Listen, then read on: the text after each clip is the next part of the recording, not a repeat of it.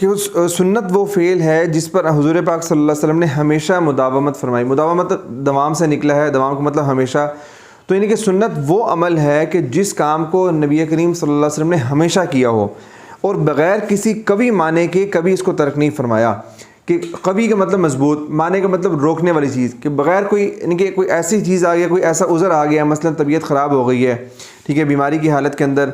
अब ये देखें ना, अब ये ऐसी मजबूत चीज़ है कि जो आपको जिसकी वजह से ये अमल जो है वो रुक रहा है।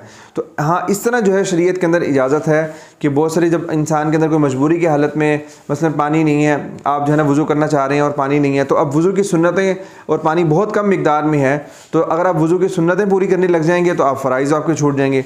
तो इस सूरत के अंदर आपको जो है ना सिर्फ उसकी सुन्नतों को नहीं पूरा करना, बल्कि आपने सिर्फ फ़राइज़ पर पूरा करके और अपने नमाज के लिए खड़े हो जाना है, ठीक है। अब देखें ना, ये है कभी माने, तो वो कह रहे हैं नबी करीम सल्लल्लाहु अलैहि वसल्लम की ये आदत मुबारक बन जाती थी जब आप किसी अच्छे काम को शुरू करते थे, और यही हमने अपनाना है कि हमने जिस अच्छे काम को शुरू करना है उसको फिर मुस्तकिल अपनी आदत बना लेनी है। वो आगे कह रहे हैं कि इस बिना पर जिस कदर सुनन है वो दर हकीकत हज़रत सल्लल्लाहु अलैहि वसल्लम की इस्तिकामत हाल और मुदावमत अमल की नाकाबिल इनकार मिसालें। देखें, अब ये एक ऐसी क्वालिटी और ऐसी सिफ्त है कि इंसान जिस अच्छे काम को शुरू करे उसमें हमेशा उस काम को करता रहे। तो ये इसकी मिसाल हमें नबी करीम सल्लल्लाहु अलैहि वसल्लम से मिलती है। और कैसे मिलती है कि आपकी जितनी भी सुन्नतें हैं वो सारी की सारी इस बात की दलील हैं, इस बात के हमारे पास जो है ना वो इसकी निशानी है, इस बात की अलामत है कि नबी करीम सल्लल्लाहु अलैहि वसल्लम के अंदर ये आदत थी कि आप जिस काम को करते थे फिर उसको हमेशा उसको किया करते थे। और हमने इसी चीज़ को अपने अखलाक के अंदर लेकर आना है, इसी को अपनाने की कोशिश करनी है। आगे जो है ना वो एक बहुत प्यारी उन्होंने हदीस बयान की। तो फरमाते हैं कि एक दफ़ा एक शख्स ने नबी करीम सल्लल्लाहु अलैहि वसल्लम की इबादत के मतलब हज़रत आयशा रज़ियल्लाहु अन्हा से पूछा कि आप सल्लल्लाहु अलैहि वसल्लम किसी ख़ास दिन ये काम करते थे? तो उन्होंने जवाब दिया, ला कान अमलुहु दीमतन। उन्होंने जवाब दिया कि नहीं, आपका जो काम था ये, उसने ये सवाल किया ना कि क्या आप जो है ये किसी ख़ास दिन ये अमल किया करते थे? तो आपने फरमाया कि नहीं, ऐसा नहीं है। कान अमलुहु दीमतन, कि आपका जो अमल होता था ना वो हमेशा होता था, वो दायमी होता था।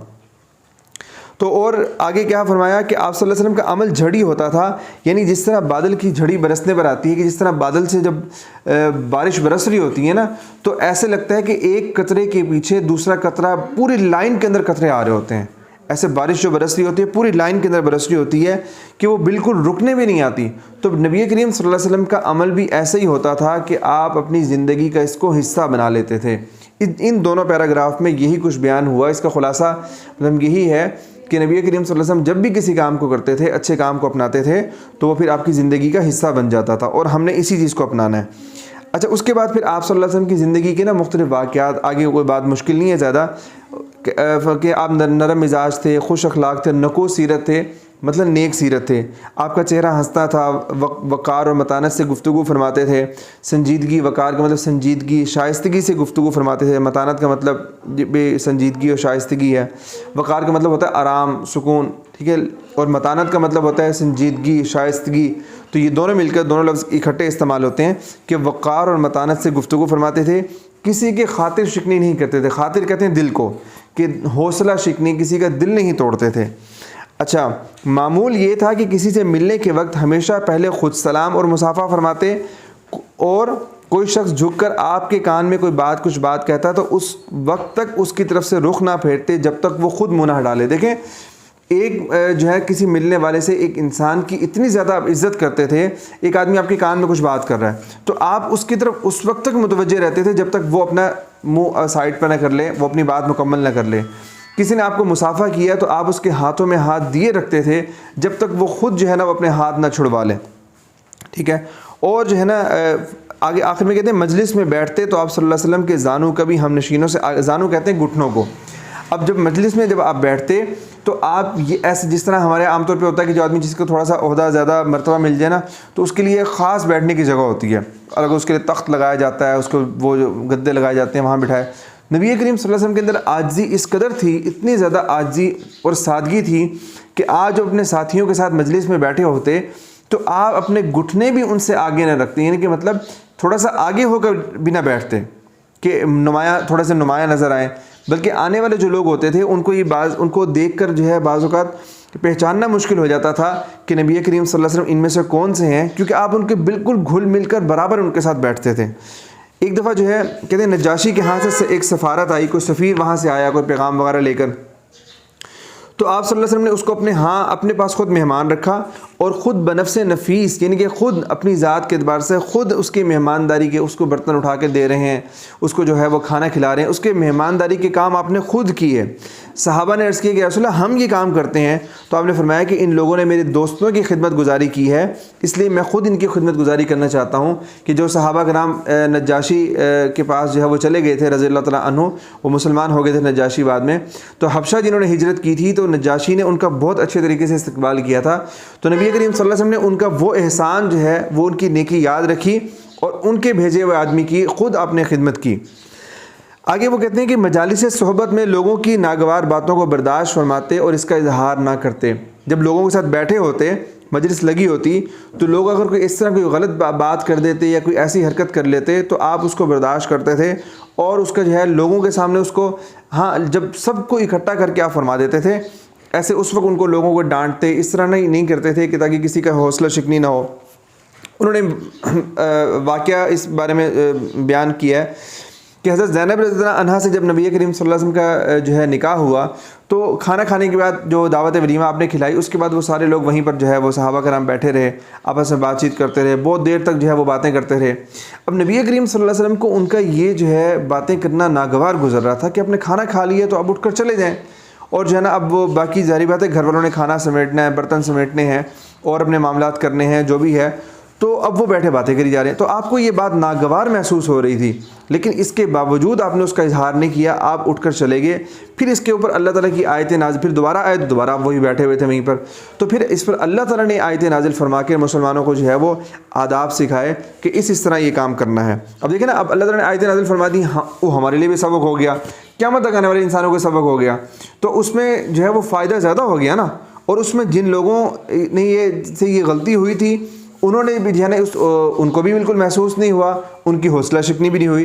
तो नबी करीम सल्लल्लाहु अलैहि वसल्लम के ये अखलाक थे। उसके बाद वो कहते हैं कि किसी की कोई बात बुरी मालूम होती तो मजलिस में नाम लेकर उसका जिक्र नहीं करते थे, बल्कि सीग़े तामीम एक लफ्ज़ इस्तेमाल किया तीसरे पैराग्राफ में, ये दूसरे पेज के यानी पेज नंबर 7 के तीसरे पैराग्राफ है, मतलब जो शुरू होने वाला होने के एतबार से दूसरा है कि बल्कि सीग़े तामीम, तामीम का मतलब आम, उमूमियत, सीग़ा कहते हैं लफ्ज़ को, उमूमी लफ्ज़ के साथ आम अल्फाज के साथ उसका जिक्र, उसको जो है वो बात बयान कर देते कि लोग ऐसा कहते हैं। अगर एक आदमी ने कोई बुरी उससे बात हो गई है कि उसने कोई बुरी हरकत की है, तो नबी करीम सल्लल्लाहु अलैहि वसल्लम और लोग भी बैठे हुए हैं, तो अब अगर सबके सामने उसको डांटेंगे तो उसका दिल टूट जाएगा। तो आप सल्लल्लाहु अलैहि वसल्लम क्या करते, जब सारे लोग जमा हो जाते किसी मौके के ऊपर, अगले दिन या खुतबे के मौके पर, बयान के दौरान, आप ये फरमाते कि लोग ऐसा करते हैं, उनको ऐसा नहीं करना चाहिए। अब देखिए ना, जिसने ये काम किया था वो तो फ़ौरन समझ जाता कि हाँ ये मुझसे गलती तो मुझसे हुई थी, और उसको भी वो फ़ौरन दिल में वो होता, शर्मिंदा भी हो जाता और दिल में वो कहता कि चलो शुक्र है मेरी इज़्ज़त बच गई, मुझे लोगों को नहीं पता लगा कि ये काम मैंने किया। और उस बात का सबको फ़ायदा हो जाता है कि सारे लोग समझ जाते हैं कि अच्छा ये काम इस तरह नहीं, इस तरह करना है। अगर आप उसको मजलिस में डांट देते, एक उसके दिल टूट जाता, ठीक है, और फिर यह है कि इस तरीके से उसको फ़ायदा ना होता, अब वो दिल भी, उसकी इज़्ज़त भी बच गई और फ़ायदा भी हो गया, मकसद भी पूरा हो गया। तो ये जो है ना, ये तरीक़ा इबहाम मतलब मुबहम तरीक़ा कि गैर मखसूस तरीक़ा, आम तरीक़ा आप इसलिए इख्तियार फरमाते थे कि इस ख़ास शख्स की कोई ज़िल्लत ना हो, उसकी एहसास गैरत में, उसकी जो है ना एहसास कमतरी में मुब्तला ना हो, वो बेचारा परेशान ना हो कि मेरे साथ ये क्या हो गया। अच्छा, वो बावजूद इसके कि आप सल्लल्लाहु अलैहि वसल्लम का अब्र करम हर वक्त बरसता रहता था, यानी कि आपका जो है सखावत हर वक्त बरसती रहती थी, हर वक्त बहुत ज़्यादा सखी थे, ताहम किसी का बेज़रूरत शदीद सवाल करना आप सल्लल्लाहु अलैहि वसल्लम पर सख्त गिरा होता था। अब देखें, नबी करीम सल्लल्लाहु अलैहि वसल्लम जो है लोगों को जो है आपकी सखावत बहुत ज़्यादा थी, बहुत ज़्यादा आप सखी थे, लेकिन इसके बावजूद आपने लोगों की तरबियत भी करनी होती थी ना, कि आपने लोगों को समझाना है कि ये काम करना है, ये कौन से अच्छे काम हैं, कौन से बुरे काम हैं। तो आप जो है ना, ये जब कोई आदमी बिला ज़रूरत सवाल करता, देखिए बग़ैर ज़रूरत के सवाल करना, मांगना, भीख मांगना, ये बहुत बुरी चीज़ है। तो नबी करीम सल्लल्लाहु अलैहि वसल्लम ने लोगों को ये समझाना भी था, जब कोई इस तरह का सवाल करता तो आप सल्लल्लाहु अलैहि वसल्लम उसको समझाते कि देखो ये बुरी बात है, भीख मांगना बहुत शदीद बहुत बड़ा गुनाह है, इसलिए जो है ना अगर कोई ज़रूरत पड़े तो फिर मांग ले, वो आगे बात आ रही है। तो आपको इसका गिरा होता था, गिरा का मतलब भारी होता था आपके ऊपर ये बात। तो और इरशाद फरमाते हैं कि अगर कोई शख्स लकड़ी का गठ पीठ पे लाद लाए और बेच कर अपनी आबरू बचाए, इज़्ज़त बचाए, तो इससे बेहतर है कि लोगों को चाहिए कि वो मेहनत करें, कि सुस्ती करते हैं और मेहनत नहीं करते और जो है वो भीख मांगने पे गुजारा करते हैं। ये इसकी आप सल्लल्लाहु अलैहि वसल्लम सख्ती से आप इससे मना फरमाते थे।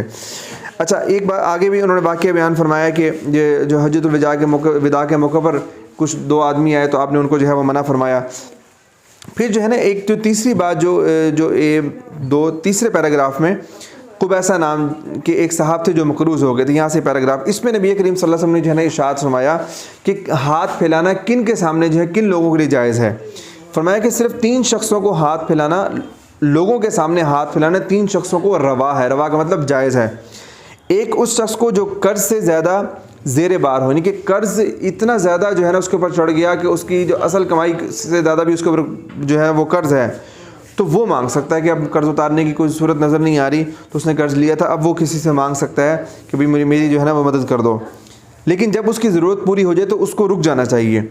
दूसरा, वो शख्स कि जिस पर कोई ऐसी नागहानी मुसीबत आ गई जिसने इसके तमाम माली सरमाया को खुदा न खास्ता कहीं पर सैलाब आ गया, सारा घर बार सारा कुछ तबाह हो गया, अब बेचारा बिल्कुल कंगाल हो गया, बिल्कुल जहाँ जो है ज़ीरो पर आ गया, तो अब इसको अपनी ज़िंदगी दोबारा सेट करने के लिए इसके लिए जो है ना जितना इसको ज़रूरत है उतना लोगों से ये मांग सकता है, जब तक इसकी हालत जो है वो दुरुस्त ना हो जाए। और तीसरा, वो शख्स जो मुब्तला फ़ाक़ा हो, जिसके घर के अंदर इतनी तंगी हो कि उसके घर के अंदर खाने पीने की कुछ भी चीज़ ना हो, और महल्ले के 3 मोतबर लोग गवाही दे दें कि हाँ ये शख्स वाकई इसके हालात ऐसे हैं, तो उसके लिए जो है ना वो है खाना जो है वो इसके लिए जो है ना वो मांगना जो है वो जायज़ है। इसके अलावा आपने फरमाया कि जो कुछ मांग कर खाता है वो हराम खाता है। अच्छा देखिए, ये बातें हम जो समझ रहे हैं, हमने पेपर के पॉइंट ऑफ व्यू से हमने इसको ये देखना है कि हमने जो पैराग्राफ भी हमारा तशरीह के अंदर आएगा उसकी तशरीह हमने मुश्किल अल्फाज के मानी आते हों, और आपको जो है वो सबक के अंदर जो बातें बयान की जा रही हैं वो कुछ आपको आता हो, तो आपके लिए तशरीह करना कोई मुश्किल नहीं है। आपने वो मुश्किल अल्फाज की जगह उसके मानी इस्तेमाल करने हैं और सबक की तशरीह जो है ना आपने करते जाना है कि उसी वाक़े को, उसी बात को थोड़ा सा खोल कर बयान करना है। उसके हमारे लिए उसकी पैराग्राफ की कैसे जो है ना तशरीह करनी है उसके लिए अलग वीडियो भी है कि वो उसको आप मज़ीद देख लीजिएगा, तो उसमें आपको मज़ीद समझ आ जाएगा। अच्छा, उसके बाद शिर्क के बारे में बयान करते हैं कि शिर्क जो है ना का जो है वो पहला जो दिबाचा है, शिर्क की इब्तिदा जो है अम्बिया और सुलहा की मुबालगा में ताज़ीम है। शिर्क जो शुरू होता है ना वो सबसे पहले तो बहुत ज़्यादा तारीफ़ात से शुरू होता है कि एक आदमी जो है ना नेक आदमी की, लोग नेक आदमियों की, अल्लाह वालों की इतनी ज़्यादा तारीफ़ात शुरू कर देते हैं, और उसके बाद वो सुनने वाले समझता है कि यार ये कोई बहुत ही, ये कोई इंसान नहीं है, मतलब कोई इंसानों से भी कोई ऊपर की मखलूक है, ठीक है। इतनी ज़्यादा जब तारीफ़ात की जाती हैं फिर इंसान डरते बिल आखिर एक वक्त ऐसे आता है कि उसके आगे सर झुकाने लग जाता है, उसकी तस्वीरें बनाकर उसको पूजना शुरू कर देता है, उसके बुत बन जाते हैं। तो ये जो है ना नबी करीम सल्लल्लाहु अलैहि वसल्लम ये बहुत ज़्यादा तारीफ़ करने को पसंद नहीं फरमाते थे, और फरमाते इस नुक्ते का बड़ा लिहाज फरमाते कि हज़रत ईसा अलैहिस्सलाम की मिसाल आपके पेश नज़र फरमाया करते कि मेरी इस कदर मुबालगा आमेज़, इस कदर ज़्यादा जो है वो हद से ज़्यादा जो है वो मदह तारीफ़ ना किया करो जिस कदर नसारा इब्ने मरियम अलैहिस्सलाम की करते थे, यानी कि जिस तरह ईसाई जो है ईसा अलैहिस्सलाम की तारीफ़ करते थे, इतनी ज़्यादा तारीफ़ ना करो कि मैं तो खुदा का बंदा और उसका फ़रिश्ता, मैं तो अल्लाह ताला का भेजा हूँ। जिस तरह ईसाई जो है वो हज़रत ईसा अलैहिस्सलाम की इतनी तारीफ़ करते थे कि करते करते उनको अल्लाह ताला का बेटा बना दिया और ख़ुद शिर्क में मुब्तला हो गए। तो ये अब आप इस चीज़ का बहुत ख्याल करते थे कि फरमाते थे मेरी इतनी ज़्यादा तारीफ़ ना करो कि कहीं तुम शिर्क में मुब्तला ना हो जाओ। और इसके बाद जो है ना और जो वाक़या हैं, जिस तरह आप हज़रत नबी करीम सल्लल्लाहु अलैहि वसल्लम आखिरी पैराग्राफ में है कि नबी करीम सल्लल्लाहु अलैहि वसल्लम के जो बेटे थे साहबजादे हज़रत इब्राहीम रज़ियल्लाहु तआला अन्हु, उनका इंतकाल हुआ। इत्तिफाक़ से उस दिन जो है ना सूरज जो है वो ग्रहण हो गया, तो लोगों ने ये ख्याल किया कि शायद नबी करीम सल्लल्लाहु अलैहि वसल्लम के जो बेटे हैं वो फ़ौत हुए हैं, तो इसकी वजह से जो है ना सूरज के ऊपर भी असर पड़ा है। तो आपने जो है ना वो ये उनका एक सोचा उन्होंने, तो नबी करीम सल्लल्लाहु अलैहि वसल्लम ने जो है ना उसका फ़ौरन जो है वो कर दिया कि इनकार किया। आप सल्लल्लाहु अलैहि वसल्लम उसी वक्त लोगों को मस्जिद में जमा किया और खुतबा दिया कि चाँद और सूरज में ग्रहण लगना खुदा की आयात कुदरत, खुदा की निशानियों में से एक निशानी है, किसी की ज़िंदगी और मौत से इसका कोई ताल्लुक़ नहीं। अब देखिए ना, बहुत सारी बातें ऐसी हैं कि जो हम समझते हैं अल्लाह ताला ने ना हमारा जो दीन इस्लाम है हमें बहादुरी सिखाता है कि हम ज़रा बहादुर बनकर जिएँ, ज़िंदगी गुजारें। ये नहीं कि बहुत ज़्यादा डर डर कर, हर चीज़ों से डर डर के ज़िंदगी गुजारें कि पता नहीं इससे क्या हो जाएगा, इससे क्या हो जाएगा। जब आदमी ने अल्लाह से डर लिया है और अल्लाह के आगे सर झुका दिया है तो फिर उसे पूरी दुनिया की चीज़ों के सामने बिल्कुल जो है बेखौफ हो जाना चाहिए। तो नबी करीम सल्लल्लाहु अलैहि वसल्लम सहाबा कराम को और हमें यही सिखाते थे कि देखो, जो जिस तरह इस वाक़े के अंदर आपने सिखाया कि इसका जो है ना किसी के मौत से आसमान के जो है वो सियारे कुछ हो जाएं, इससे कोई ताल्लुक़ नहीं होता, लिहाजा ये अल्लाह ताला की निशानियाँ हैं, तुम इस बात को बिल्कुल जो है वो ख़त्म कर दो, जो तुम्हारा फ़र्ज़ी तख़य्युल है, तुम्हारा फ़र्ज़ी ख्याल है। अच्छा, और उसके बाद जो है ना नबी करीम सल्लल्लाहु अलैहि वसल्लम के उन्होंने दूसरे पैराग्राफ में पेज नंबर 8 के दूसरे जो पैराग्राफ है उसमें बयान किया कि अल्लाह ताला ने कुरान पाक में उलुल अज़्म मिनर रसूल कहकर, उलुल आज़मी मिनर रसूल कहकर अम्बिया किबार की मदद फरमाई है, यानी कि बड़े किबार का मतलब बड़े बड़े अम्बिया के, बड़े बड़े अम्बिया कराम की तारीफ़ फरमाई है। तो नबी करीम सल्लल्लाहु अलैहि वसल्लम चूँकि ख़ातमुर रसूल थे तो आपके बाद कोई नबी नहीं आएगा, इसलिए खुसूसियत के साथ अल्लाह ताला ने ये वस्फ़ आप सल्लल्लाहु अलैहि वसल्लम की ज़ात में वदियत किया था। वदियत का मतलब अमानत रखा था, आपको अता किया था कि इब्तिदा से इंतहा तक इस्लाम का एक कारनामा, एक कारनामा आप सल्लल्लाहु अलैहि वसल्लम के अज़्म व इस्तिक़लाल का मज़हर है। क्या मतलब कि नबी करीम सल्लल्लाहु अलैहि वसल्लम के अंदर एक बहुत बड़ी खूबी ये थी कि आप के अंदर ना मजबूती बहुत ज़्यादा थी, बड़े से बड़ी ताकत आपके सामने आई। अब ये देखिए, नबी करीम सल्लल्लाहु अलैहि वसल्लम ने जब इस्लाम की दावत देना शुरू की तो आप सिर्फ अकेले थे और बड़ी बड़ी जो है ना कुव्वतों ने, बड़े बड़े यानी कुफ़ार के लश्करों ने आपको जो है वो ख़त्म करना चाहा, लेकिन नबी करीम सल्लल्लाहु अलैहि वसल्लम अपने मकसद से बिल्कुल पीछे नहीं हटे। तो ये आपकी ज़िंदगी के अंदर अगर हम सीरत का मुताला करें तो नबी करीम सल्लल्लाहु अलैहि वसल्लम की ज़िंदगी में ये चीज़ हमें बहुत ज़्यादा देखने को मिलती है कि आपके अंदर मजबूती बहुत ज़्यादा थी, बहादुरी थी और मजबूती थी कि जब किसी काम के ऊपर आप जम गए हैं ना तो बड़े से बड़े को पहाड़ भी आपके सामने आ जाएं तो आपका रास्ता जो है वो नहीं रोक सके। और यही देख लें कि आज जो है पूरी दुनिया के अंदर नबी करीम सल्लल्लाहु अलैहि वसल्लम की जो उस वक्त मेहनत थी और उस वक्त आपकी मजबूती थी, आपकी साबित कदमी थी, आज पूरी दुनिया के अंदर मुसलमान पाए जाते हैं। अच्छा, अब देखें उसके बाद जो है ये आखिरी जो पैराग्राफ है उसमें जो है ना वो कहते हैं कि मुसन्निफ़ीन यूरोप का आम ख्याल है कि हज़रत सल्लल्लाहु अलैहि वसल्लम जब तक मक्का में थे पैगम्बर थे, मदीना में पहुंचकर पैगम्बर से बादशाह बन गए, लेकिन हकीकत वाक़या ये है मतलब हकीकत ये है कि आप सल्लल्लाहु अलैहि वसल्लम तमाम अरब के ज़ेर नगी हो जाने पर भी फ़ाक़ा कश रहे। अब देखें, ये बात कही जाती है कि नबी करीम सल्लल्लाहु अलैहि वसल्लम जब मक्का में थे तो उस वक्त बड़ी तंगी से ज़िंदगी गुजारते थे और जब मदीना में आप चले गए तो उस वक्त जो है ना आप बादशाह बन गए और बहुत ज़्यादा माल दौलत आने लग गए। तो उन्होंने कहा कि नहीं, ऐसी बात नहीं है, आप सीरत की किताबों का मुताला करें। मदीना के अंदर जाने के बाद भी नबी करीम सल्लल्लाहु अलैहि वसल्लम की ज़िंदगी के अंदर वही आज़ी, वही इनकिसारी, वही सादगी, वही गुर्बत आपके पास जो है वो आपके वो रही। और कहते हैं कि यह और वफ़ात के वक्त नबी करीम सल्लल्लाहु अलैहि वसल्लम की ज़िरा एक यहूदी के यहाँ 3 साल जो पर गिरवी थी। इससे अंदाज़ा लगा लें कि जब आप वफ़ात, आपका विसाल हो रहा है तो उस वक्त भी आप जो है वो कर्ज़, आपके ऊपर कर्ज़ था और आपकी यानी कि जो ज़िरा थी, जो लोहे का लिबास होता है, वो किसी के पास गिरवी रखा हुआ था, 3 साल जो के ऊपर गिरवी रखा हुआ था। और आपकी जिन कपड़ों के अंदर आपने वफ़ात पाई उसके ऊपर जो है ना उसमें जो है वो पाबंद लगे हुए थे। इससे बड़ी और क्या दलील हो सकती है। आखिरी पैराग्राफ के अंदर क्या बयान करते हैं, आखिरी पैराग्राफ के अंदर बहुत प्यारी बात की, पूरे सबक को इनके पूरे सबक का निचोड़ उन्होंने बयान किया। वो फरमाते हैं कि इंसान के ज़ख़ीरा अखलाक में सबसे ज़्यादा कामयाब मतलब कम पाए जाने वाला, नादिरुल वजूद, कम पाए जाने वाला नायाब चीज़ दुश्मनों पर रहम और इनसे अफू दरगुज़र है। कि कहते हैं हम अपने आसपास देखें कि हम अपने दुश्मनों को कितना माफ़ करते हैं, क्योंकि इंसान की ज़िंदगी के अंदर जो सबसे कम चीज़ होती है ना वो लोगों को माफ़ करना, लोगों पर रहम करना होता है। लेकिन नबी करीम सल्लल्लाहु अलैहि वसल्लम ऐसे इंसान थे, ऐसे आला अखलाक के इंसान थे कि आप सल्लल्लाहु अलैहि वसल्लम की ज़िंदगी में यही जो चीज़ है ना जो लोगों में कम होती है, लोगों को माफ़ करना, लोगों पर रहम करना, यही चीज़ सबसे ज़्यादा थी। हत्ता कि आप सल्लल्लाहु अलैहि वसल्लम जिनकी तारीख़ इस बात की गवाह है, किताबों के अंदर ये बातें मतलब मौजूद हैं और सीरत की किताबें इस बात की गवाह हैं कि नबी करीम सल्लल्लाहु अलैहि वसल्लम ने कभी किसी से अपनी ज़ाती वजह से इंतकाम नहीं लिया, बदला नहीं लिया। हाँ, बदला लेना जायज़ है, बदला लिया जा सकता है। तो हम लोग किसी ने हमें तकलीफ़ पहुँचाई उसका बदला ले सकते हैं, उतना ही बदला जितना हमें नुकसान पहुँचाया। लेकिन इस सब के बावजूद नबी करीम सल्लल्लाहु अलैहि वसल्लम की ज़िंदगी में अगर अखलाक के पॉइंट ऑफ व्यू से देखा जाए तो बदला लेना अच्छी बात नहीं है। कहा मकरूह तहरीमी है कि मकरूह तहरीमी का मतलब बहुत नापसंदीदा बात है कि अगर नबी करीम सल्लल्लाहु अलैहि वसल्लम के अखलाक की रोशनी में इसको देखा जाए, और नबी करीम सल्लल्लाहु अलैहि वसल्लम ने ऐसा ही किया कि आपने ज़िंदगी भर कभी किसी से अपनी ज़ाती वजह से, ज़ाती तकलीफ़ की वजह से बदला नहीं लिया। मक्का में कुफ़ार ने बड़ी बड़ी तकलीफ़ें पहुँचाईं, मारा पीटा, सर में मिट्टी डाली, और जो है एक मरतबा ओजड़ी आपके ऊपर सर पे रख दी, और इतनी सख्त सख्त बातें की।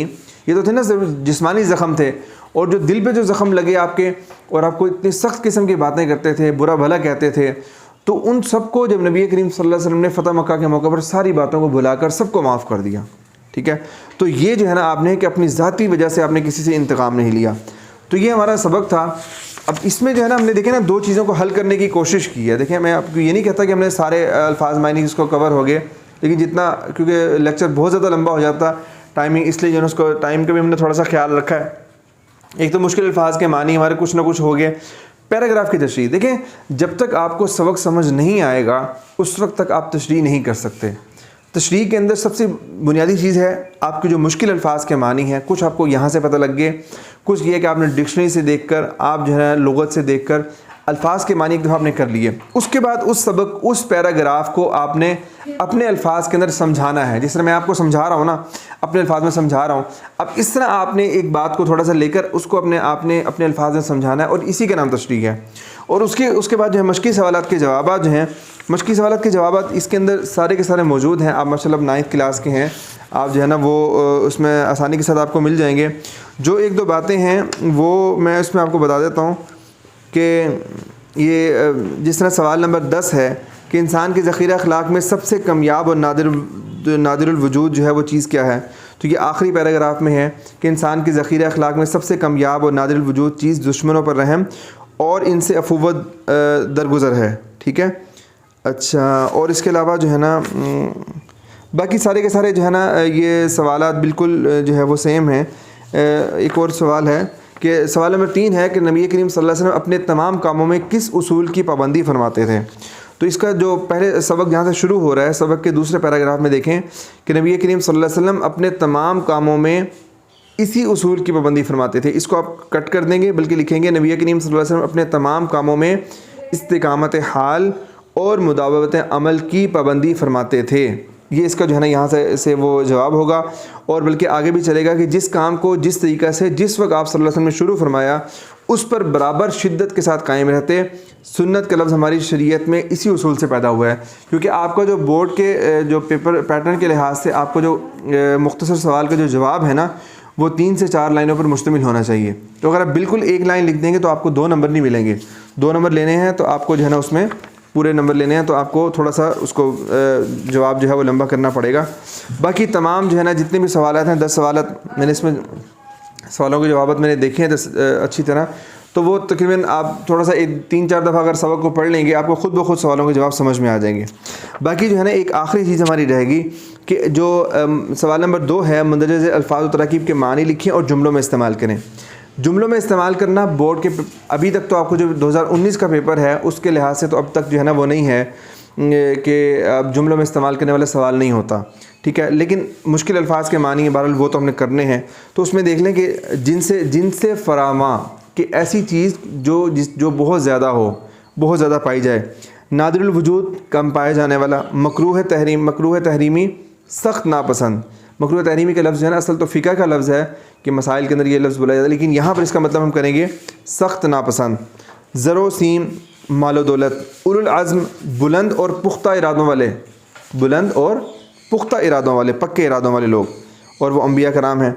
अजराम समावी आसमानी अजसाम। अजराम का मतलब होता है जिस्म, अजसाम जिस्म की जमा है। ठीक है, जर्म की जमा अजराम है, जिस्म की जमा अजसाम। तो समावी का मतलब आसमान वाले, तो आसमानी अजसाम मतलब सैयारे। ठीक है, सैयारे और जो पूरा जो है निज़ाम शमसी है उसके अंदर जो चीज़ें हैं वो अजराम समावी कहलाती हैं। मुबालगा अमेज़ बढ़ा चढ़ा कर बयान किया हुआ, मुबालगा अमेज़ बढ़ा चढ़ा कर बयान किया हुआ। अब्र करम रहमत, रहमत की बारिश, करम की बारिश। अब्र कहते हैं रहमत के बादल को, अब्र कहते हैं बादल को।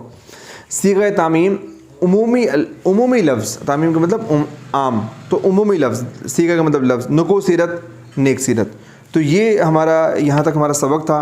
और इसके बाद जो है ना इसमें आपको ये एक बात और बता दूँ कि आपका जो पंजाब बोर्ड से थोड़ा सा जो मुख्तलिफ है पैटर्न, कि उनका ख़ुलासा भी आता है उर्दू के सबक का, लेकिन आपका ख़ुलासे वाला कोई सवाल नहीं है, आपकी सिर्फ तशरीह है। तशरीह जो है सियाक़ व सबाक़ के हवाले से आपका ये सवाल होगा कि मुसन्निफ़ का नाम लिखें और जो है ना आप सबक का नाम उन्वान दें और इस जो पैराग्राफ की तशरीह करें। तो उम्मीद है आपको ये सबक समझ आया होगा। अगर मज़ीद आपको कोई बात पूछना है या अपनी कोई राय का इज़हार करना है तो कमेंट सेक्शन में ज़रूर कीजिएगा।